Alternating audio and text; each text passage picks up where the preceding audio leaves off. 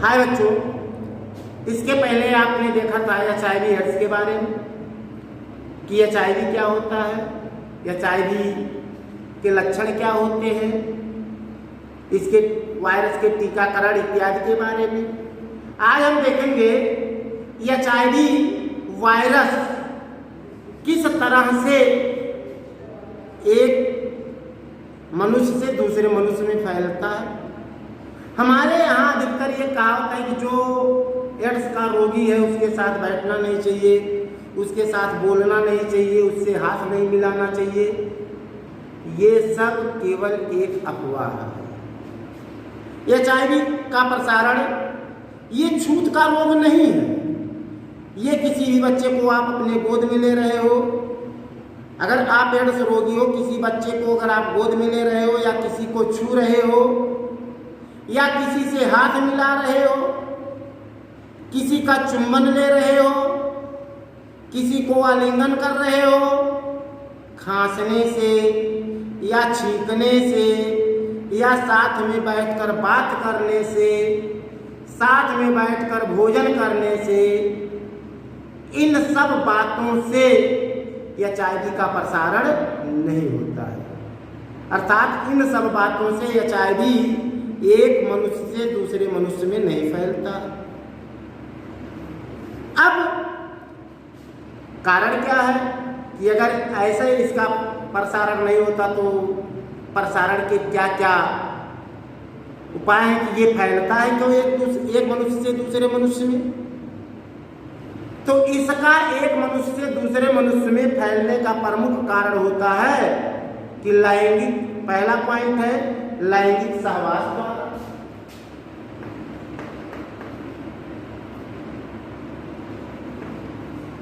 HIV प्रसारण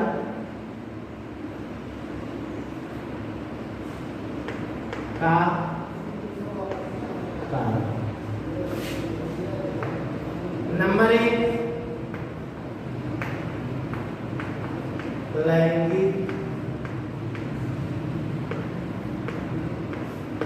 लैंगिक सहवास। लैंगिक सहवास का ये मतलब हुआ कि अगर किसी एक, चाहे वो नर हो चाहे मादा, किसी एक को अगर HIV वायरस है, उसके शरीर में HIV वायरस है, अगर वो किसी अन्य नर या मादा के साथ लैंगिक सहवास करता है, शारीरिक संपर्क करता है, तो निश्चित रूप से एक व्यक्ति से दूसरे व्यक्ति में या एक नर से दूसरे मादा में बड़े आसानी से पहुंच जाएगा।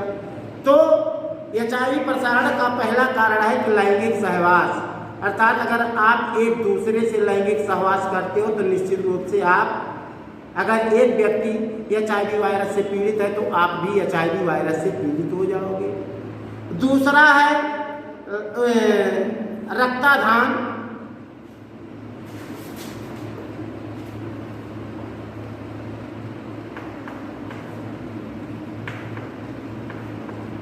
रक्तादान का मतलब यह हुआ कि अगर एक व्यक्ति HIV वायरस से पीड़ित है, उसका ब्लड किसी दूसरे को चढ़ाया जाता है, तो निश्चित रूप से वो दूसरा व्यक्ति जिसको इस HIV पीड़ित व्यक्ति का रक्त चढ़ाया जा रहा है, निश्चित रूप से वो भी HIV पॉजिटिव होगा। अर्थात उसके शरीर में भी HIV वायरस पहुंच जाएगी। अर्थात अगर कोई एक व्यक्ति HIV वायरस से पीड़ित है और उसका ब्लड किसी दूसरे व्यक्ति को दिया जाता है तो दूसरा व्यक्ति भी HIV वायरस से पीड़ित हो जाएगा। फिर तीसरा पॉइंट है इन्फेक्टेड निडल, अर्थात संक्रमित सुई द्वारा।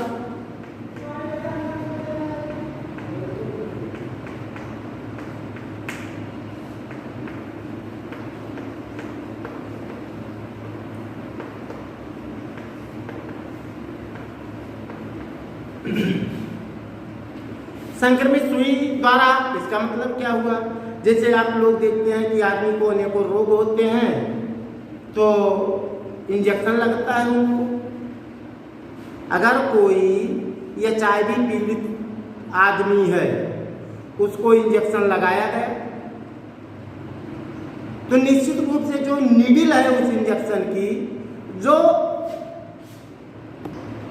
अर्थात जो व्यक्ति HIV पीड़ित है उसको जिस नीडल से इंजेक्शन लगाया गया है, जिस नीडल को उसके शरीर में प्रवेश कराया गया है, तो निश्चित रूप से ये उसके शरीर में प्रवेश किया तो उस नीडल के अगला जो सिरा होता है जो उसके शरीर में प्रवेश करता है, निश्चित है कि HIV के वायरस उस नीडल पर भी चिपक जाएंगे। और अगर एक व्यक्ति को, एक HIV पीड़ित व्यक्ति को इंजेक्शन लगाया गया है, उसी नीडल से अगर किसी दूसरे व्यक्ति को भी इंजेक्शन लगाया जाता है तो ये HIV के वायरस उसके शरीर में भी पहुंच जाएंगे। अर्थात संक्रमित इंजेक्शन द्वारा भी HIV का प्रसारण होता है। इसीलिए अब पहले तो चलती थी कि एक ही सुई से डॉक्टर लोग अनेकों रोगियों को इंजेक्शन लगा देते थे, लेकिन अब इसीलिए डिस्पोजेबल सिरिंज चलने लगे हैं कि वो इंजेक्शन एक बार आप यूज करो, यूज करने के बाद तुरंत फेंक दो। तो इसीलिए कोई भी इंजेक्शन है, अगर किसी भी व्यक्ति को उस इंजेक्शन से या उस किसी व्यक्ति को सुई लगी हुई है तो उस सुई को दोबारा रिपीट नहीं करना चाहिए, किसी दूसरे को उसका उपयोग नहीं करना चाहिए। अगला है माँ से बच्चे में इंजेक्शन। माता से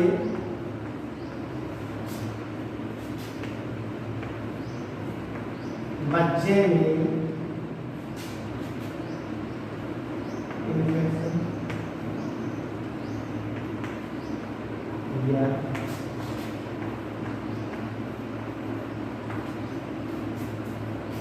इसमें आप ये देखोगे, अगर कोई माँ एड्स से संक्रमित है, कोई ऐसी महिला जो HIV वायरस जिसके शरीर में है, अर्थात वो HIV पॉजिटिव है और गर्भवती है, तो निश्चित रूप से आप मानिए कि जो महिला HIV वायरस से पीड़ित है उसका जो बच्चा होगा 90% आप मान के चलिए कि वो भी HIV वायरस माँ के पेट से लेके निकलेगा, अर्थात वो बच्चा माँ के पेट से ही HIV पॉजिटिव होके निकलेगा। ठीक, इसीलिए अगर कोई पुरुष या महिला HIV पॉजिटिव निकलते हैं, अगर कोई पुरुष HIV पॉजिटिव निकलता है तो डॉक्टर सबसे पहले उसकी पत्नी को जांच के लिए बुलाता है कि अगर पुरुष को HIV वायरस हुआ है, अगर कोई पुरुष HIV वायरस से HIV या एड्स बीमारी से पीड़ित है तो निश्चित रूप से लगभग 50% मैटरों में मामलों में ऐसा देखा जाता है कि नर या मादा में से अगर किसी एक को या कोई एक HIV पीड़ित है तो दूसरा भी हो सकता है, क्योंकि लैंगिक संपर्क दोनों करते हैं। तो अगर कोई पुरुष HIV पीड़ित है तो डॉक्टर सबसे पहले उसकी पत्नी को बुलाता है, उसकी पत्नी का HIV जांच होता है। अगर पत्नी HIV पीड़ित नहीं है तो कोई बात नहीं, लेकिन अगर पत्नी HIV पीड़ित है, उसका जो ब्लड है वो HIV पॉजिटिव आया है जांच में, तो उस महिला का जो सबसे छोटा बच्चा होता है, चाहे वो लड़की हो चाहे लड़का, तब उसकी जांच होती है। सबसे पहले पुरुष की जांच हुई, पुरुष अगर HIV पॉजिटिव आया तो उसके पत्नी की जांच होती है, अगर पत्नी भी HIV पॉजिटिव हुई तो उसका जो सबसे छोटा बच्चा है उसकी जांच होती है। अगर वो बच्चा पॉजिटिव है तो उससे पहले जो बच्चा पैदा हुआ उसकी जांच होती है।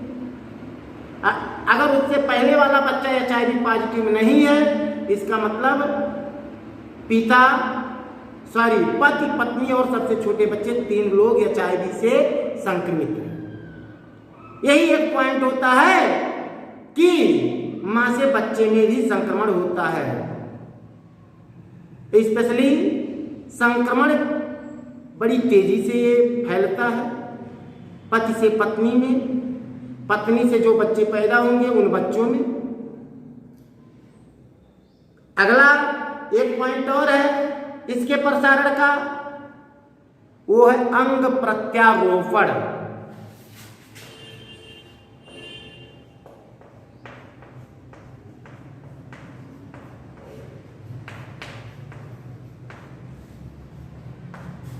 अंग प्रत्यारोपण द्वारा, अंग प्रत्यारोपण का मतलब क्या हुआ? जैसे किसी भी व्यक्ति का, चाहे वो नर हो चाहे मादा, शरीर का कोई अंग काम नहीं कर रहा है, उसके अंग को बदलना है। जैसे किसी की किडनी चेंज होती है, किसी का कोई अंग आंख हुआ, या शरीर का कोई भी अंग अगर बेकार हो गया तो उसको प्रत्यारोपित किया जाता है, उसको चेंज किया जाता है, किसी दूसरे का अंग लाके लगाया जाता है। तो अगर समझ लीजिए किसी व्यक्ति का किडनी चेंज किया गया, तो जिस व्यक्ति की किडनी उसको लगानी है उस व्यक्ति की सबसे पहले जांच होनी चाहिए HIV। कहीं वो व्यक्ति HIV पॉजिटिव तो नहीं है जिसकी किडनी ली जा रही है। किडनी ही नहीं, चाहे जो भी अंग उसका लिया जा रहा है, सबसे पहले उस व्यक्ति की जांच होनी चाहिए जो डोनर है, जो दाता है, उसका ब्लड ग्रुप जांच होना चाहिए कि कहीं वो HIV पॉजिटिव तो नहीं है।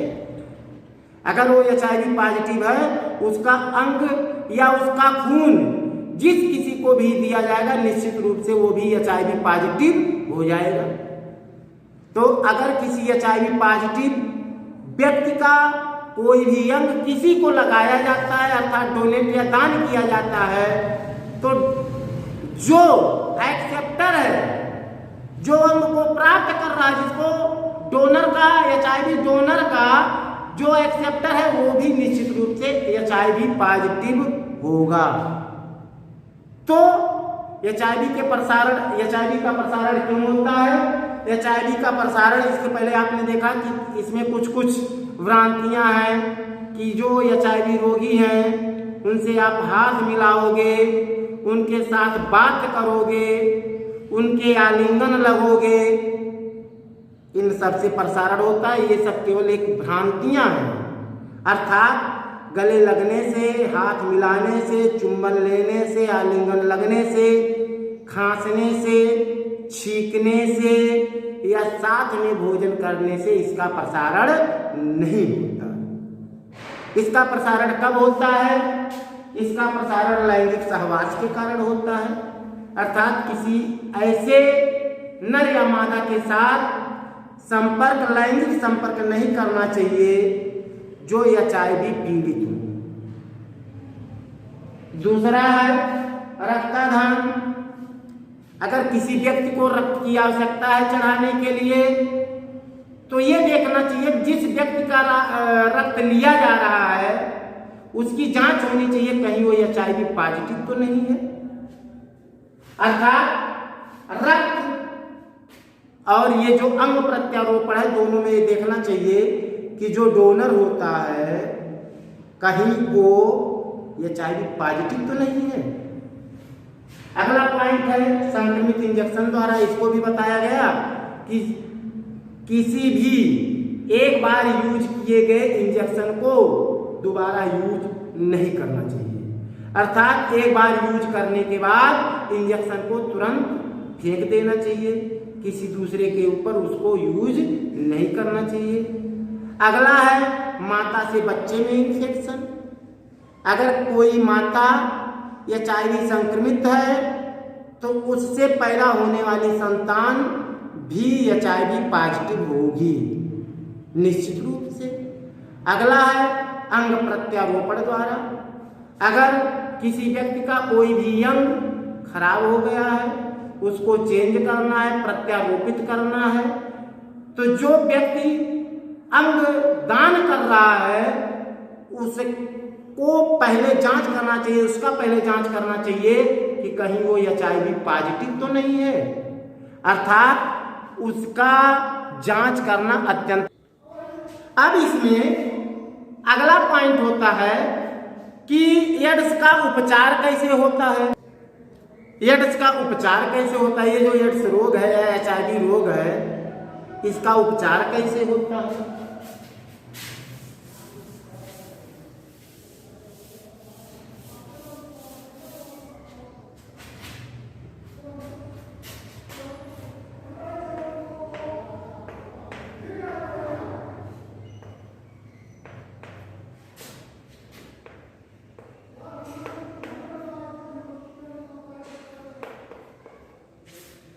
एड्स का उपचार कैसे होता है। एड्स के उपचार में हम देखेंगे एड्स का जो रोग का उपचार होता है, इसमें हम देखते हैं कि अभी तक एड्स का कोई भी निश्चित इलाज नहीं मिला है। अर्थात कोई ऐसा वैक्सीन या टीका तैयार नहीं हुआ है जो HIV वायरस के प्रभाव को कम कर सके। इसकी कोई प्रभावी दवा नहीं बनी है। हाँ, इसके प्रभाव को कम किया जा सकता है, लेकिन इसके प्रभाव को खत्म नहीं किया जा सकता। एड्स के उपचार में 2-3 दवाइयां हैं जो वर्तमान में डॉक्टरों द्वारा प्रयोग में की जा रही, जैसे जाइडोलाइन, इसके अलावा एजोडोथाइमिडीन। ये दवाएं जो हैं, इसके द्वारा आपके एड्स के वायरस के प्रभाव को कम किया जा सकता, लेकिन खत्म नहीं किया जा सकता। कुछ दवाएं और हैं जो इसमें अपने प्रभाव को असर डालती हैं, HIV वायरस के प्रभाव को कम करती हैं। जैसे इसमें चीन के द्वारा जड़ी बूटियों से एक दवा तैयार की गई जिसका नाम है XQ9302।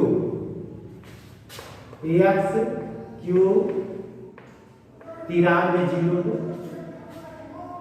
ये चाइना द्वारा तैयार की गई है। इसके अलावा एक और दवा है एम्फोटेरिसिन। ये सब संभावित औषधियां हैं जो इसके प्रभाव को थोड़ा मोड़ा कम कर सकती है, लेकिन खत्म नहीं कर सकती है। तो इसके बचाव का सबसे बड़ा या सबसे जो प्रमुख तथ्य है कि हमको लैंगिक संपर्क से बचाव करना चाहिए। अर्थात किसी भी अनजान नर या मादा के साथ शारीरिक संपर्क नहीं करना चाहिए। अगर शारीरिक संपर्क कर भी रहे हो तो उसका बचाव आप किए रहो।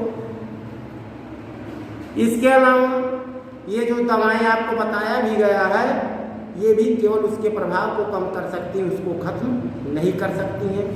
अब इस एड्स को हम नियंत्रित कैसे कर सकते हैं।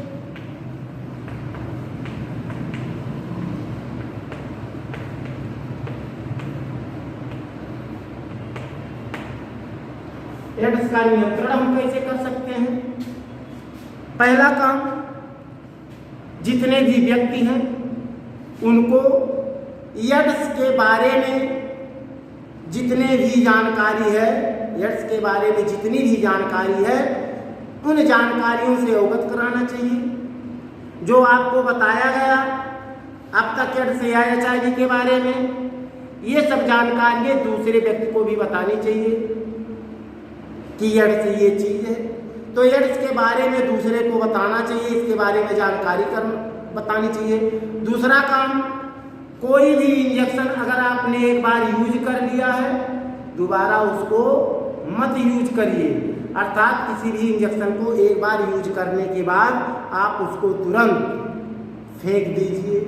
तीसरा काम, किसी को अगर आप रुधिर दान कर रहे हो या आप किसी से रुधिर ले रहे हो तो रुधिर लेने वाले के रुधिर की पहले जांच होनी चाहिए, कहीं वो HIV पॉजिटिव तो नहीं है।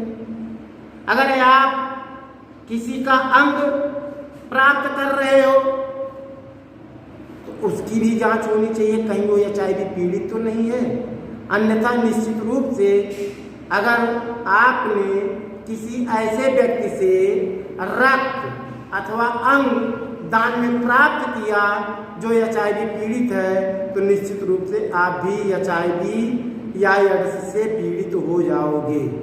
इसके आगे का चैप्टर आपको कल पढ़ाया जाएगा।